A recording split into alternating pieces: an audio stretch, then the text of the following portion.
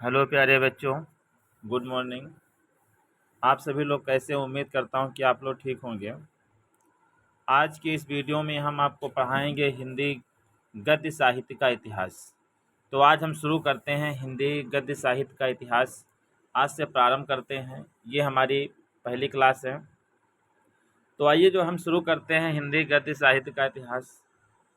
तो कुछ महत्वपूर्ण बिंदु देखेंगे कि हिंदी गद्य का जो प्रारंभ है कहाँ से हुआ था।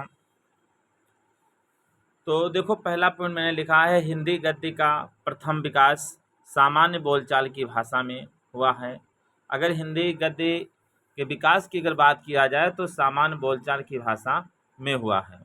और हिंदी गद्य का आविर्भाव 19वीं शताब्दी के नवजागरण काल से माना जाता है।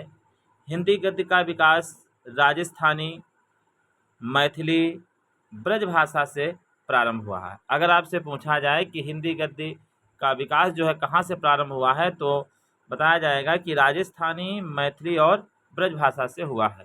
तो अब आइए हम बात कर लेते हैं राजस्थानी गद्य के विषय में। कुछ पॉइंट हैं, कुछ महत्वपूर्ण बिंदु हैं। जैसे पहला हमारा हो जाता है कि 1945 से 1345 तक साहित्य की भाषा प्राय जो है राजस्थानी रही है। और दूसरा हो जाता है राजस्थानी जो गद्य है, भैया यहाँ पर गाय लिख, यहाँ गद्य होगा, ठीक। क्या लिखेंगे हम यहाँ पर? गद्य लिख लेंगे। गद्य डिंगल और पिंगल दोनों रूपों में मिलती है। कभी कभी क्वेश्चन पूछा जाता है कि राजस्थानी गद्य किन रूपों में देखने को मिलती है, तो आप बताएंगे डिंगल और पिंगल दोनों रूपों में देखने को मिलती है। अगला पॉइंट हमारा हो जाता है राजस्थानी गद्य लेखों ने धर्म, नीति, ज्योतिष, विज्ञान, इतिहास आदि को गद्य और पद्य दोनों में रचा है। अब चलते हैं हम अगले पॉइंट की तरफ। अब हम देखेंगे राजस्थानी गद्य के लेखक। जो राजस्थानी गद्यों में तो पहले हमारे आए हैं मुन जिन विजय आए हैं। तो मुन जिन विजय जो हैं, इनकी रचना हो जाती है आराधना है, अतिसार है और बाल शिक्षा। ये रचनाएं हैं मुन जिन विजय की रचनाएं हो जाती हैं। अगले हमारे लेखक हैं दामोदर शर्मा जी हैं। उनकी रचना है उक्त व्यक्ति प्रकरण है। कौन सी भैया हो जाती है? उक्त व्यक्ति प्रकरण इनकी रचना हो जाती है, ठीक। अब उसके बाद में हम चलते हैं अगले बिंदु की तरफ। अब देखेंगे मैथिली व ब्रज गद्य के विषय में। जो मैथिली और ब्रज गद्य है उसके महत्वपूर्ण बिंदु।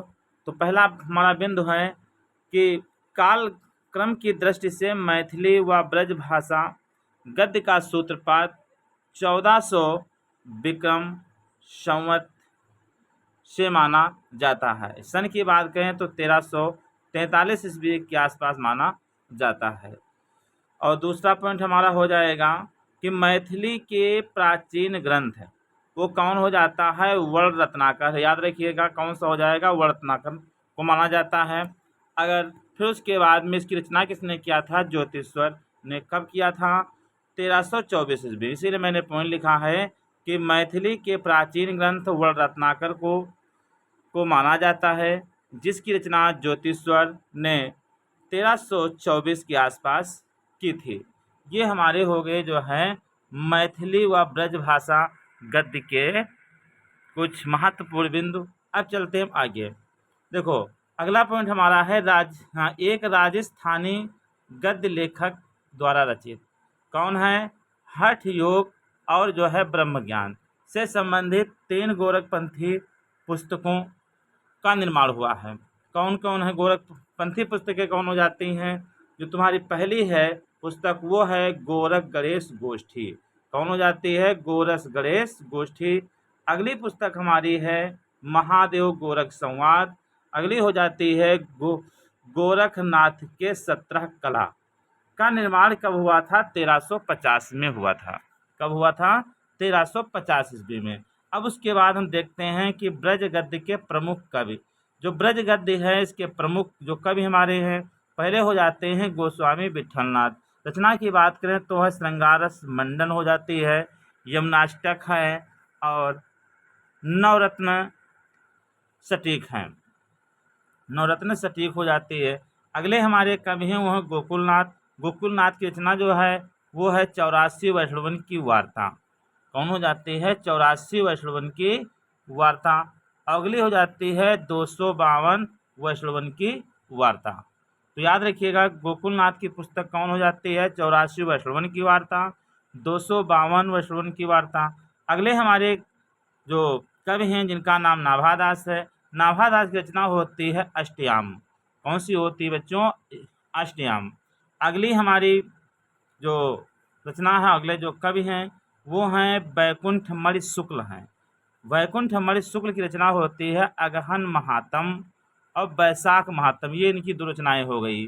अगले हमारे कवि हैं जिनका नाम है गोस्वामी हरिराम हैं। रचना इनकी है कृष्णावतार स्वरूप निर्णय है। सातों स्वरूप की भावना हो जाती है, द्वादश निरंकुश कुश की भावना। ये बच्चों हो गए ब्रज गद्य के प्रमुख कवि और उनकी रचनाएं। तो इस प्रकार से इस वीडियो में केवल इतना ही देखेंगे। और आपको हमारा वीडियो कैसा लग रहा है आप लोग कमेंट बॉक्स में अवश्य बताइएगा।